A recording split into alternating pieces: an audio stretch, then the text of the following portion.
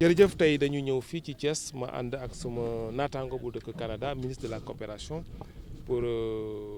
xool li nga xam ni Canada jàppale na ko Sénégal ci wàllu formation professionnelle et technique ñu profité ci aussi ci gise bi pour parapher benn document boo xam ni mooy consacré suñu programme bu bees bi nga xam ni moom la ñu am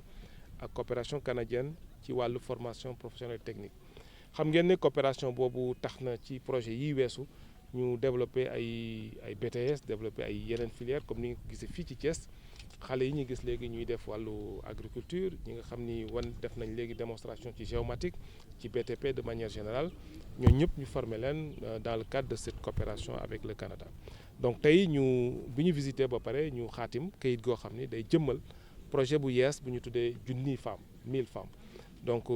projet boobu dafay jël junni femmes ci biir Sénégal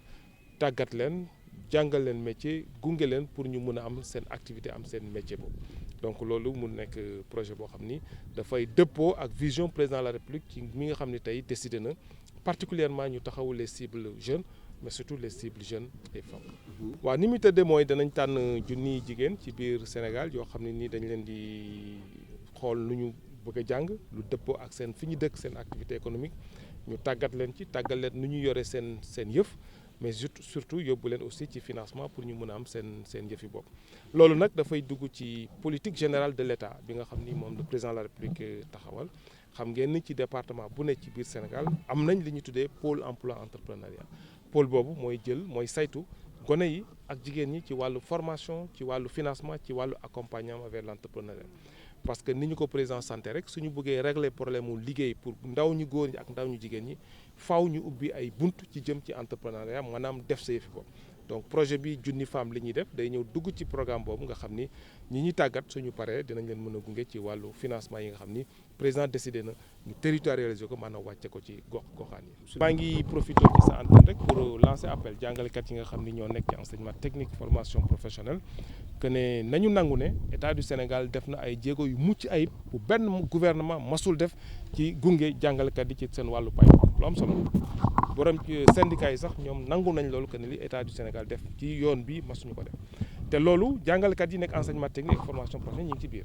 donc jël nañ seen ay préoccupations ci loolu li ci des mooy li ñuy wax jàpp naa ne àdduna moom ay waxtaan la rek je les appelle à la raison maa leen di woo ñu continuer liggéey bi mi may waxee nii jamono ji ma wax ni ñoom ñi ngi réunion ak sama équipe bi ci ministère bi je pense que problème yi ñu mën a am aussi mën nañ ko waxtaanee. je pense que le gouvernement du Sénégal dafa def ay élections de représentativité ci cadre boobu ñu décider que ne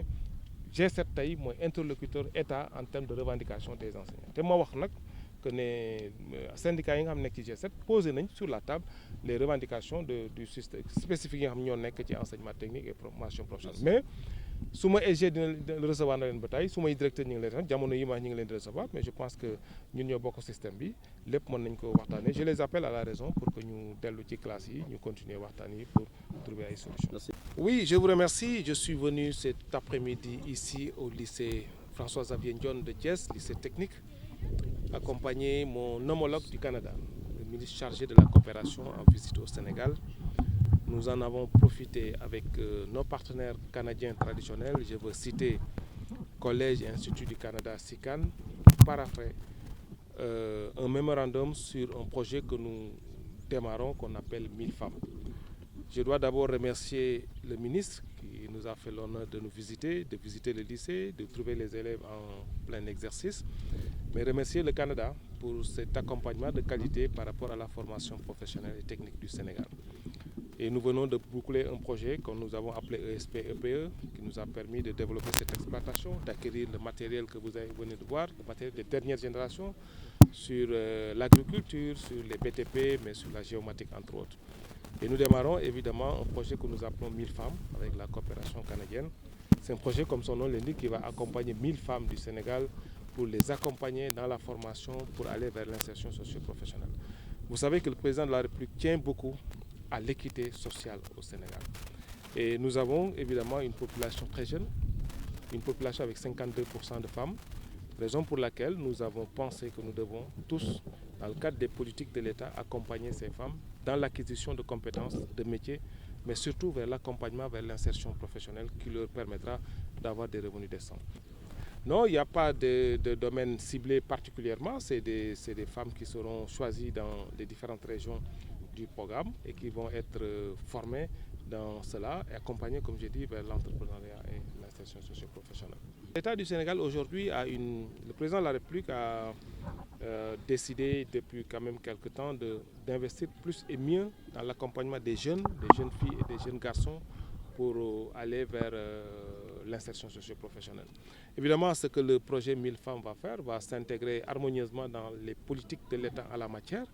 Vous savez que nous venons d'avoir dans tous les départements du Sénégal ce que nous appelons des pôles emploi entrepreneuriat des jeunes et des femmes. Et le projet 1000 femmes viendra s'insérer harmonieusement dans ce dispositif. Et dans ce dispositif, le président de la République a décidé de territorialiser le financement à partir de l'ADER et que chaque département a aujourd'hui son enveloppe financière qui permettra d'accompagner les jeunes et les femmes formées de manière générale. Je pense que l'État du Sénégal a pris des décisions historiques quant à l'amélioration du système de rémunération des enseignants du Sénégal. Tout le monde le reconnaît. Nous sortons des discussions, nous avons paraphé un accord et que les enseignants de la formation professionnelle technique sont compris dans ce cadre-là. Ils ne sont pas, absolument pas, ils ne sont pas laissés en rade, je voulais les rassurer. Maintenant, il y a des problèmes spécifiques.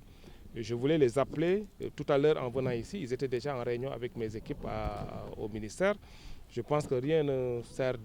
d'aller vers la violence. Je pense que tous les problèmes peuvent se poser sur la table. Et je pense que nous avons fait beaucoup d'efforts dans l'amélioration des conditions des enseignants de manière générale, mais surtout de la formation professionnelle technique. Mais nous continuerons à le faire. Je les appelle à la table de discussion, mais aussi de